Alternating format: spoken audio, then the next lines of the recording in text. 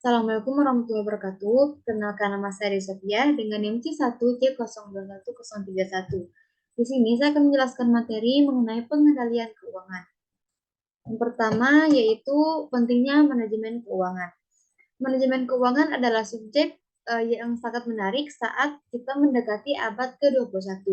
Radio dan televisi menyajikan cerita-cerita yang dramatis tentang pertumbuhan dan penurunan perusahaan-perusahaan, pengambil olahan perusahaan, dan berbagai jenis perusahaan. Pentingnya prinsip keuangan ini digarisbawahi dengan adanya perkembangan dramatis yang terjadi dalam pasar keuangan. Selanjutnya yaitu pengendalian terpadu. Secara formal, pengendalian komprehensif merupakan suatu konfigurasi yang saling melengkapi subsistem formal yang mendukung proses administratif. Ada 3 pengendalian terpadu. Yang pertama yaitu perencanaan, yang kedua umpan balik, dan yang ketiga interaksi pengendalian. Perencanaan yaitu proses perencanaan dalam organisasi juga ditandai dengan istilah perilaku penetapan tujuan. Umpan balik, dalam organisasi yang terstruktur, fungsi-fungsi organisasi menyadari keberadaan dari rencana manajemen, walaupun mungkin perencanaan tersebut bersifat tidak formal atau tidak diadministrasikan.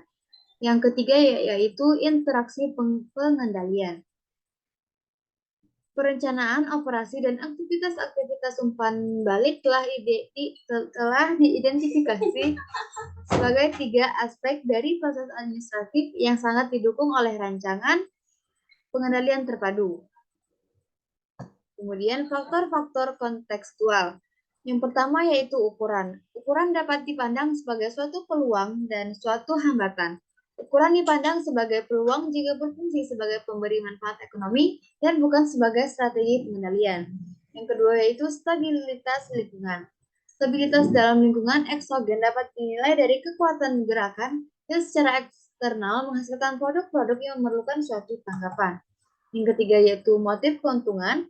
Keberadaan motif keuntungan tentunya bukanlah suatu penghalang untuk menggunakan ukuran-ukuran penilaian akuntansi terhadap produktivitas. Yang keempat yaitu faktor-faktor proses. Telah diketahui bahwa tujuan proses terhadap pengendalian akuntansi dapat menjadi suatu penentu yang penting dalam desain pengendalian. Selanjutnya yaitu pertimbangan rancangan.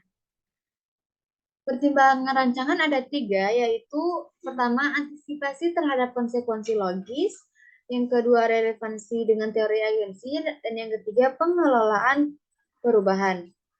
Antisipasi terhadap konsekuensi logis merupakan komponen-komponen inti dalam mendesain pengendalian.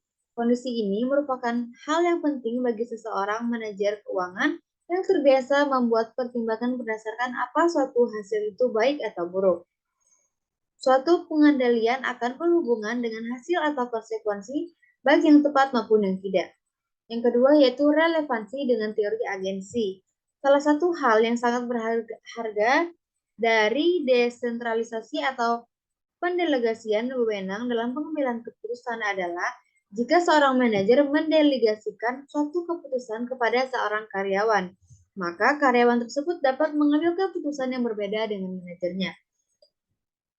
Teori agensi menyangkut persoalan biaya, di mana suatu pendelegasian dengan asumsi keputusan-keputusan tertentu bersifat tidak nyata atau dipengaruhi secara bersama-sama agar menjadi tidak nyata. Yang ketiga yaitu pengelolaan perubahan. Pengelolaan perubahan adalah sesuatu yang penting dalam menentukan rancangan-rancangan pengendalian. Para manajer melaksanakan pengendalian untuk mencapai tujuan-tujuan yang seringkali dihadapkan pada satu atau lebih dilema bisnis. Suatu tantangan yang lebih logis dan lebih menimbulkan ketegangan adalah ketika manajer tidak tanggap terhadap perubahan-perubahan yang terjadi.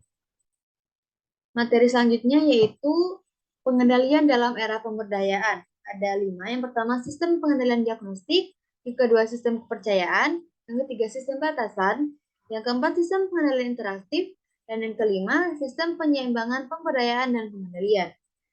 Sistem pengendalian diagnostik bekerja seperti tombol-tombol pada panel pengendalian di kokpit pesawat terbang yang memungkinkan pilot untuk mendeteksi tanda-tanda dan menjaga variabel-variabel kinerja penting dalam batas tertentu.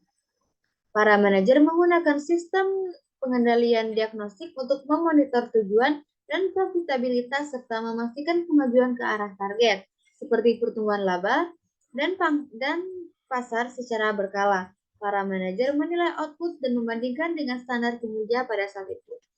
Yang kedua yaitu sistem kepercayaan. Perusahaan menggunakan sistem kepercayaan selama bertahun-tahun dalam upayanya untuk menegaskan nilai-nilai dan arah yang diinginkan oleh para manajer untuk diterapkan oleh karyawannya.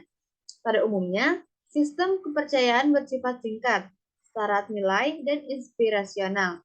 Sebagai manajer menerapkan dan memahami misi, tetapi secara real kelihatannya mengikuti tren. Tetapi, para manajer yang menggunakan misi mereka sebagai dokumen hidup dan bagian dari sistem untuk menuntun pola kebiasaan menemukan alat pengendalian yang ampuh. Yang ketiga yaitu sistem batasan. Sistem ini didasarkan pada prinsip manajemen sederhana, tetapi mendasar yang dapat disebut kekuatan pemikiran negatif. Sistem batasan tidaklah selalu jelas bagi para manajer senior. Banyak aturan main ditetapkan setelah skandal publik atau penyelidikan internal atas tindakan yang dipertanyakan.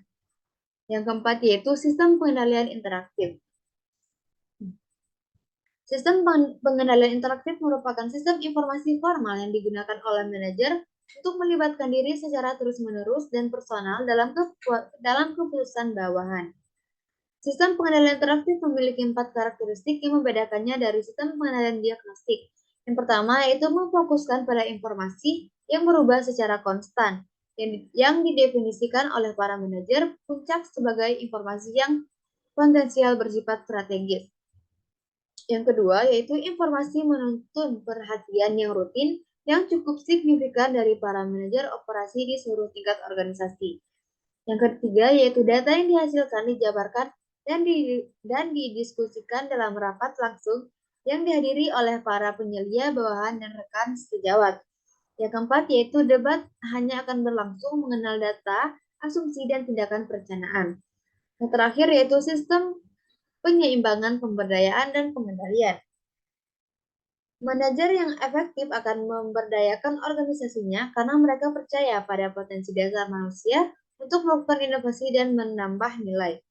Manajer yang baik akan bekerja secara konstan untuk membantu para karyawannya meningkatkan potensi mereka. Di perusahaan kecil, para manajer melakukan hal ini secara formal. Misalnya saja ketika sedang makan atau berpergian bersama, mereka mengomunikasikan nilai dan tujuan utama, aturan main, target saat ini, dan perubahan signifikan yang dipelajari.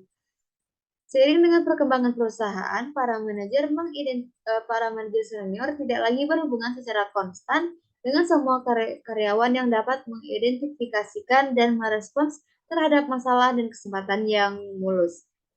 Para manajer senior yang mengatur arah dan strategi perusahaan secara keseluruhan memastikan bahwa mereka memiliki cukup pengendalian atas operasinya yang luas dengan menggunakan seluruh unsur pengendalian. Untuk mengomunikasikan nilai inti, mereka mengandalkan sistem kepercayaan. Sekian materi dari saya, untuk akhirnya saya ucapkan terima kasih.